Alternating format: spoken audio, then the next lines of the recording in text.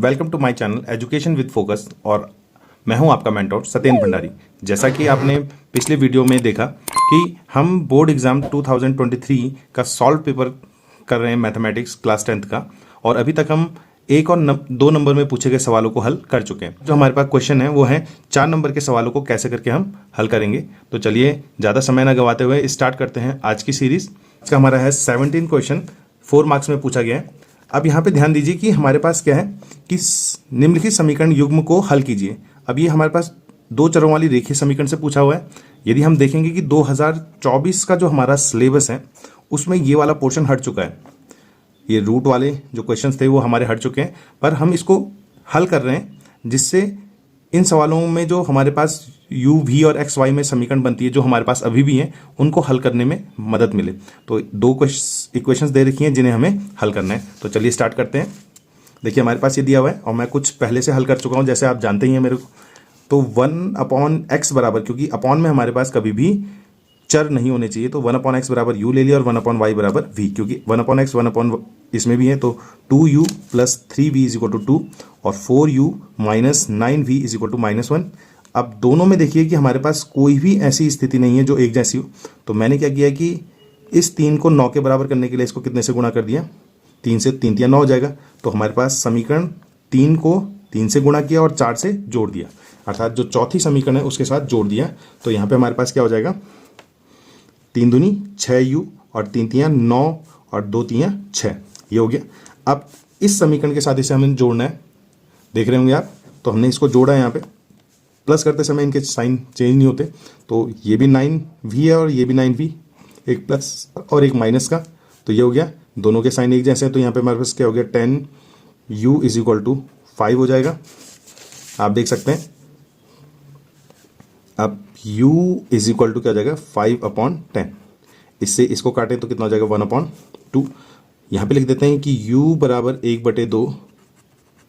समीकरण इन दोनों में से किसी में भी रख सकते हैं, हम पहले वाले में रख देते हैं, मतलब तीसरे में, समीकरण 3 में रखने पर 3 हमारे पास ये है तो क्या हो जाएगा, 2 गुणा 1/2 plus 3v is equal to 2।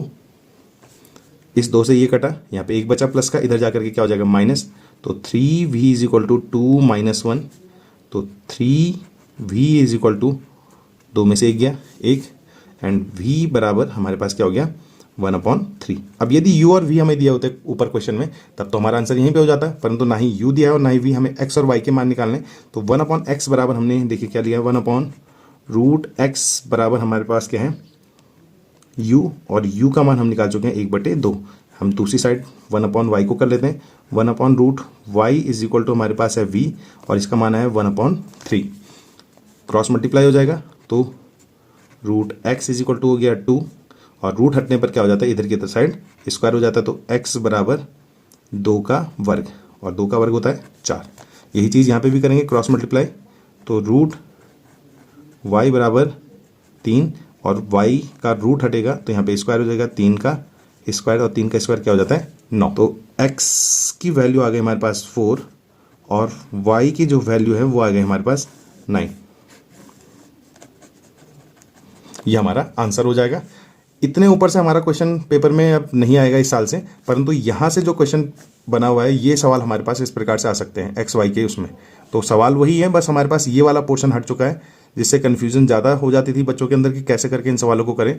तो होप सो आप लोगों की समझ में आ गया होगा कि क्या हमने किया हुआ है, किस प्रकार से इसे हल किया हुआ है। अब देखिए हमारा जो 18th क्वेश्चन है यहाँ पे दिया हुआ है, इसमें भी अथवा में 2 सवाल दिए हुए हैं। तो आपको ये ध्यान रखना है कि कौन सा सवाल करने में ज़्यादा समय नहीं लगेगा और कौन सा सवाल कठिन है और आसान है। हम इन दोनों में से देखेंगे कि कौन सा सवाल हमारा आसान है, क्योंकि मैं इस सवालों को बहुत बार कर चुका हूँ तो मुझे ये चीज़ पता है कि कौन सा सवाल आसान है। जैसे जैसे आप इन सवालों को करेंगे तो आपकी समझ में भी आता रहेगा।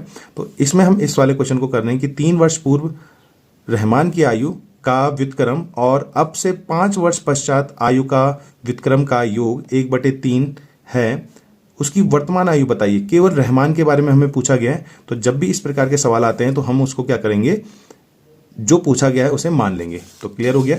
अब देखिए हमने इसके बारे में लिखा हुआ है कि यहाँ पे हमारे पास दिया हुआ है कि रहमान की दी हुई हमारे पास हमने लिया है यहाँ पे कि माना रहमान की वर्तमान आयु x है। अब प्रश्नानुसार क्या था कि 3 वर्ष पूर्व रहमान की जो आयु का व्युत्क्रम था, व्युत्क्रम मतलब उल्टा था, प्लस 5 वर्ष बाद आयु का व्युत्क्रम मतलब 5 साल बाद की आयु, तो उन दोनों का योग क्या है 1/3। तो इसको हम सिंप्लीफाई कर दो तो 1/3 वर्ष पूर्व, आज से 3 वर्ष पहले क्या होगा -3 और 5 वर्ष बाद क्या होगा +5। तो x +5 और x -3 को प्लस करें तो ये आ जाएगा, एलसीएम हमारे पास यही आएगा, ये इसके साथ चला जाएगा और ये इधर। अब देखिए यहाँ से क्या हुआ, आप देख सकते हैं तो x और x दोनों प्लस हैं तो कितना हो जाएगा 2x, और ये प्लस और ये माइनस तो क्या हो जाएगा 2। बच गुण कर दिया हमने तो यहाँ पे हमारे पास क्या हो गया 3 आ गया, और इसको इधर ले गए तो इसको हल करा है हमने, तो x इंटू x² x को इसके साथ किया तो 5x, वही माइनस हो जाएगा तो -3x और प्लस माइनस तो 5 दिया 15। अब सबको हम एक तरफ लाने की कोशिश कर रहे हैं, तो सबको एक तरफ ले आए तो यहाँ पे इसको इधर ले जा रहे हैं तो x² 2x यहाँ पे और -15 ये यहाँ पे, ये इधर की तरफ आया तो -6x हुआ, और ये प्लस है तो इधर भी माइनस। इसको सिंप्लीफाई किया तो ये हमारे पास एक इक्वेशन बन गई, जो हमारे पास द्विघात समीकरण है वो बन गई। अब यहाँ पे a बराबर हमारे पास है, देख सकते हैं कितना है हमारे पास, a बराबर 1, b बराबर हमारे पास -4 है और c बराबर -21। तो a और c का गुणनफल करेंगे तो 21 हुआ। 21 को हम लिख सकते हैं 3 गुणा गया 7, और इन दोनों का अंतर क्या होना चाहिए 4, तो वही है 7 में से 3 गया 4। अब इसके आगे हमें इसको हल करना है, तो जो यहाँ पे आ रखा है इसको इसकी जगह में रख देंगे। ये सवाल आप कर चुके होंगे, -7 - 3 x -21 बराबर 0। सिंप्लीफाई कर दें तो x² -7x हो गया, माइनस प्लस 3x -21 बराबर 0। क्लियर कर लें इसे, तो इन दोनों में कॉमन क्या है, केवल x है, तो यहाँ से x बचा और यहाँ पे क्या बचा 7। जो इस ब्रैकेट में बनेगा वो यहीं पे भी बचेगा, यहाँ पे x है तो यहाँ पे हमारे पास क्या बचा, केवल +3 कॉमन आए तो x और 7 × 21 माइनस वैसे ही रहेगा। क्लियर हो रही बात, x -7 ये है, और इधर क्या बचा हमारे पास x और इधर क्या बचा हमारे पास 3 = 0। अब या तो ध्यान रहे x -7 बराबर 0 होगा, या x + 3 बराबर 0। तो x -7 है तो इधर माइनस है, उधर जाकर के क्या हो जाएगा प्लस, तो x बराबर तो 7 हो गया। या दूसरी कंडीशन में ये इधर प्लस है तो उधर जाकर के क्या हो गया माइनस। अब किसी भी व्यक्ति की आयु जो है वो ऋणात्मक कभी भी नहीं हो सकती, ये चीज़ हमें ध्यान रखनी है। तो इस प्रकार से हम बोल देंगे कि हम लिख देंगे कि आयु ऋणात्मक नहीं हो सकती है, तो x is not equal to -3। अब x -3 नहीं होगा तो इसका मतलब x क्या होगा 7, और x हमने क्या मानी हुई है, रहमान की वर्तमान आयु। तो हमारे पास आंसर आ जाएगा यहाँ पे रहमान की वर्तमान आयु x बराबर, x की जगह में कितना है 7 ईयर, ये हमारे पास इसका आंसर हो जाएगा। तो क्लियर हो गया होगा कि क्या कर रहे हैं हम इसमें। नेक्स्ट क्वेश्चन है हमारा 19 में हमारे पास दिया हुआ है कि सिद्ध कीजिए कि sin a plus cosec a का whole square plus cos a plus sec a का whole square is equal to 7 plus tan square a plus cot square a। अब ये चीज़ें, ये वाले सवाल हमारे पास बुक्स में भी हैं, और ये 4th नंबर का है तो ज़रा सा टफ भी होगा। तो इसके करते हैं हम शुरुआत। देखिए हमारे पास क्या है, ये दिया हुआ है ये वाला। अब हमें दोनों में से कौन सा पोर्शन हल करना है, ये चीज़ पहले बेसिक है कि हम इसको हल करके ये ला सकते हैं। तो हमने लेफ्ट हैंड साइड को हल किया है। अब देखिए ये क्या बन रहा है, a प्लस बी का होल स्क्वायर दोनों में, तो a square plus B square, मतलब इसकी जगह में ये है +2 sin a और cos a के, वही काम यहाँ पे a स्क्वायर मतलब cos a square, b square sec a square और +2ab मतलब 2 × sec a और cos a के। ये हमने लिखा भी है यहाँ पे, ये लिखते हुए चलें जिससे एग्जामिनर को ये चीज़ क्लियर हो कि आपको ये सवाल आ रहे हैं। अब यहाँ पे ध्यान रहे कि हमने क्या किया कि साइन स्क्वायर ए और कॉस स्क्वायर ए को एक साथ लिख दिया, दिख रहा होगा आपको। यहाँ पे एक और चीज़ क्लियर कि इसको और इसको यदि हम आपस में गुणा करते हैं तो इसका मान क्या आता है 1, और इसको गुणा करेंगे तो इसका मान भी क्या होता है 1। तो यहाँ पे हमारे पास ये क्या हो गया, यहाँ से भी 2 बचा और यहाँ से भी 2 बचा। क्लियर हो गया।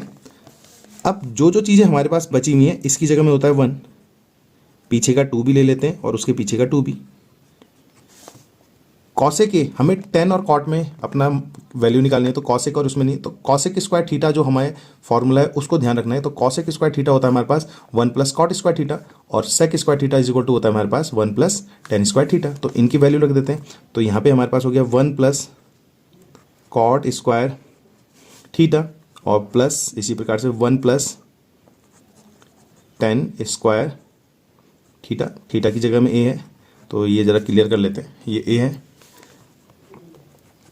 यहाँ पे देखिए 1 2 और जोड़ा 3 2 5 6 7, तो यहाँ पे 7 हो गया, प्लस 10 स्क्वायर ए और प्लस कॉट स्क्वायर ए, और यही हमें निकालना है। देखिए कितना सा सिंपल कंडीशन है, बस आपको इसको एक्सपेंड करना आना चाहिए, कौन सा फॉर्मूला कहाँ पे लगेगा और किस प्रकार से इसे हल करना है। देख सकते हैं, ये चीज़ लिखना ना भूलें पीछे राइट हैंड साइड में, जिससे हम एग्जामिनर को ये चीज़ कंफर्म हो जाए कि आपको ये सवाल आते हैं। तो ये हमारे पास जो फाइनली आ गया, हम लिख सकते हैं कि LHS is equal to RHS, और हम लिख देंगे इसे इति सिद्धम। ये हमारा आंसर हो गया कि हम इस प्रकार से इस सवाल को हल करेंगे। देखिए नेक्स्ट क्वेश्चन हमारे पास है 20। यदि a -5 7, b -4 -5, c -1 -6 और d 4 5 एक चतुर्भुज ABCD के शीर्ष हैं, तो चतुर्भुज का क्षेत्रफल ज्ञात कीजिए। अब ये ध्यान रहे कि त्रिभुज से बनने वाले जो क्षेत्रफल है हमारे पास निर्देशांक ज्यामिति से, वो इस बार हट चुके हैं, परंतु अब ये पेपरों में पूछा हुआ है, इसलिए हम इस सवाल को कर रहे हैं। पर इस प्रकार के सवाल आपके आने वाले समय तक में नहीं आएंगे आपसे, तो आप ध्यान दीजिए कि क्या करना है इसमें, आप समझ दीजिए। क्योंकि त्रिभुज का क्षेत्रफल हमारे पास है, तो यहाँ से हम इसको दो त्रिभुजों में क्या कर सकते हैं, डिवाइड कर सकते हैं।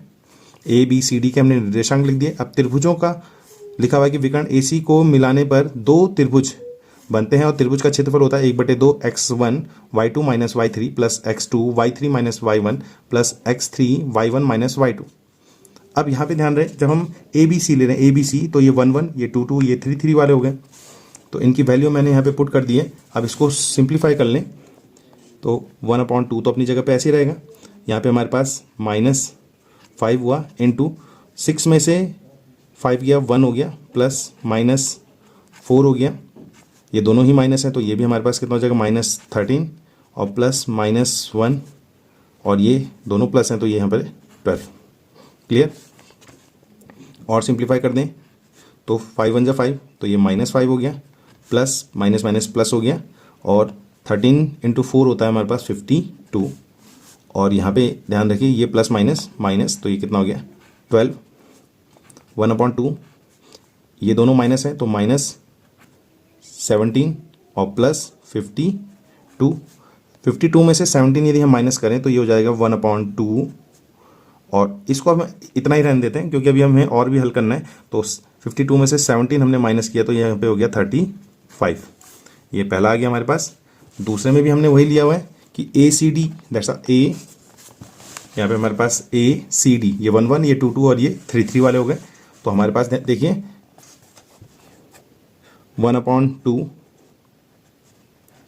-5, दोनों माइनस है तो -11 हो जाएगा, प्लस -1, 7 में से 5 गया -2, 4 × 13, 1/2 माइनस माइनस प्लस, ये हो गया 55, माइनस माइनस प्लस, ये भी 2, और 4 × 13 की यदि हम बात करें तो ये हो जाता है हमारे पास 52। अभी ऊपर भी हमने किया था, इन सभी के ऐड कर देंगे तो 1/2 और 50 50 100 हो गया, 105, 7 और 109, ये आ गया। अब पूरे चतुर्भुज का जो क्षेत्रफल होगा वो इसको और इसको मिला करके बनेगा। अब इन दोनों को आपस में जोड़ देते हैं, तो पहले का मान हमारे पास यह है कि 35/2, और दूसरे की वैल्यू आएगी हमारे पास 109/2, LCM 2 ही आएगा। दोनों को जोड़ दें तो कितना हो गया 144, और 2 से इसमें हम भाग दे देंगे तो यह आ जाएगा 72, हम लिख देते हैं इसमें वर्ग मात्रक।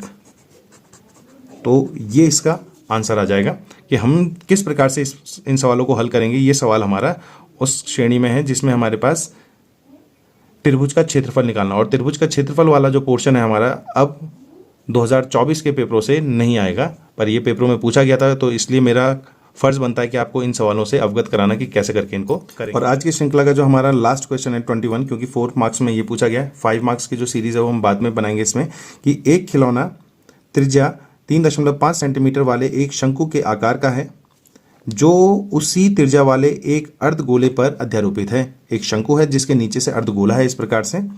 इस खिलौने की संपूर्ण ऊंचाई 15.5 सेंटीमीटर है। इस खिलौने का संपूर्ण पृष्ठीय क्षेत्रफल ज्ञात कीजिए। अब इसका संपूर्ण पृष्ठीय क्षेत्रफल ज्ञात करना है तो आप पहले उसको समझें कि किस प्रकार से है। ये एक अर्धगोला है, मैंने चित्र बनाया हुआ है, और उसके ऊपर से एक शंकु अध्यारोपित है, मतलब पूरा का पूरा, जिससे वो अंदर नहीं घुस रहा, तो बाहर से ही चिपका हुआ है। अब संपूर्ण पृष्ठीय क्षेत्रफल में क्या होगा कि इस गोले के बाहर का हिस्सा और इसके भी बाहर का, अर्थात इसका भी वक्र और इसका भी वक्र आएगा। अब इसमें ध्यान दीजिए कि इसकी जो त्रिज्या होगी, शंकु की जो त्रिज्या होगी, वही अर्धगोले की भी होगी। यहाँ से लेकर के यहाँ तक की जो ऊंचाई है वो 15.5 है, तो 3.5 तो यहाँ से हो गई, तो इधर हमारे पास क्या होगी, 15.5 माइनस 3.5 मतलब 12 सेंटीमीटर हो जाएगी। और गोले की त्रिज्या 3.5 है, तो 3.5 को हम बटे में लिख दें तो 7/2 हुआ, 7 का आधा। अब शंकु की बात कर रहे हैं हम, उसके वक्र पृष्ठीय क्षेत्रफल की, तो उस स्थिति में हमें उसकी त्रियक ऊंचाई पता होनी चाहिए। त्रियक मतलब ये वाली ऊंचाई, ये हमें पता चल चुकी है, ये 12 है, और ये हमें पता है 7/2 है। तो त्रियक ऊंचाई का सूत्र होता है L = √h² + r²। वैल्यू यहाँ पे पुट कर दें, h का स्क्वायर मतलब 12 का स्क्वायर प्लस 7/2 का होल स्क्वायर। सिंप्लीफाई कर दें, एलसीएम तो कितना होगा, 4। अब 12 का वर्ग होता है 144, और 144 को यदि हम 4 से गुणा करें तो ये होता है 500, यहाँ पे हमारे पास 76, और 7 का वर्ग होता है 7 7 49। तो यहाँ पे हमारे पास देखें, इसको और इसको जोड़ते हैं तो 625। कई बार इस प्रकार के सवाल हम कर चुके हैं। 625 कितने का वर्ग होता है हमारे पास, 25 का, तो 25/2 सेंटीमीटर हो जाएगा। अब देखिए हमारे पास कि खिलौने का संपूर्ण पृष्ठीय क्षेत्रफल निकालना है, अर्थात इसका भी वक्र और इसका भी वक्र। आप समझ रहे होंगे कि क्योंकि ये हिस्सा जो अंदर का है हमारे पास, ये बाहर की तरफ वाला ही हिस्सा हमारे पास वक्र में है। तो इस प्रकार से जब हम करेंगे तो शंकु का वक्र प्लस अर्धगोले का वक्र, शंकु का वक्र पृष्ठीय क्षेत्रफल का जो सूत्र होता है वो होता है हमारे पास πr/l, और अर्धगोले का जो होता है 2πr²। वैल्यू पुट कर दें, इसका मान होता है 22/7, r का मान है 7/2, और l का मान हमारे पास आया 25/2, प्लस इसी प्रकार से 2 गुणा 22/7 और r², तो 7/2 गुणा 7/2। क्लियर कर लें, इस 2 से ये कटा 11 बार, इस 7 से ये कट गया, तो यहाँ पे हमारे पास ऊपर बच गया 11 गुणा गया 25/2। यहाँ पे भी देखें, इस 7 से ये 7 कटा, इससे ये 2 कट गया, और इससे यहाँ पे हम काटें तो ये कितना हो गया 11, और इधर हमारे पास बच गया 11 + 7।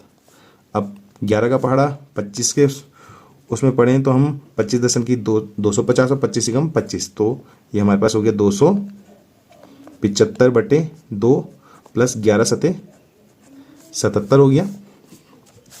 अब या तो एलसीएम लेकर के कर लें, या दूसरा तरीका है कि इसको ही हम सॉल्व कर लें। तो 2 × 2 7 बचा, 7 आया तो 7 में कितना हुआ हमें, 3 दूनी 6, 1 बचा 15 हुआ, 15 में 7 दूनी 14, 1 बचा दशमलव आवा तो 10, और 10 में हमारे पास कितने जाता है 5 प्लस 77। अब हमें भाग दे दिया, परंतु अब जोड़ना और घटाना आना चाहिए कि इकाई के नीचे इकाई जाएगा। ये दशमलव है, यहाँ पे दशमलव में तो 0.0 हम लगा लेते हैं, जिससे गलती होने के चांसेस बहुत ही कम हो जाए हमारे। अब यहाँ पे ध्यान रखें कि 0 + 5 पॉइंट आ गया, 7 + 7 7 दूनी 14 हासिल गया 1। अब 3 और 7 10, 10 और 1 11, फिर से हासिल गया 1 और 1 और 1 2, और यहाँ पे हमारे पास सेंटीमीटर है, स्क्वायर क्षेत्रफल निकालें तो सेंटीमीटर स्क्वायर, तो ये हमारा आंसर हो जाएगा। तो क्लियर हो गया होगा कि किस प्रकार से इन सवालों को करें। ये हमारा इंपॉर्टेंट सवाल है, कई बार पेपरों में पूछा गया है। आप लोगों ने मेरी सीरीज़ देखी होगी बोर्ड परीक्षा से संबंधित, उसमें भी आपने देखा होगा कि सवाल कितनी बार पूछा गया है। तो यहाँ पे हमें ध्यान रखना है कि कब हमें उसका वक्र निकालना है और कब हमें संपूर्ण निकालना है। यहाँ पे पूछा संपूर्ण है, परंतु हम दोनों का ही बाहर का पृष्ठ निकाल रहे हैं, इसलिए वो क्या कहलाता है, वक्र। तो ये चीज़ें हमें क्लियर करनी है, और किस प्रकार से एल निकालेंगे और उसके बाद हल करेंगे। तो होप सो आप लोगों की समझ में आ गया होगा। तो आज की जो श्रृंखला थी वो बोर्ड पेपर के 4 नंबर में पूछे गए सवालों की श्रृंखला थी 2023 में जो क्वेश्चन पेपर आया था उत्तराखंड बोर्ड में। तो इस प्रकार से और सवालों के लिए आप मेरे साथ बने रहें। चैनल को लाइक करें, शेयर करें और सब्सक्राइब करना ना भूलें, जिससे ऐसे ही सवाल और ऐसी ही श्रृंखलाएं मैं आपके लिए लाता रहूं। तो मिलते हैं आपको नेक्स्ट वीडियो में। Okay bye.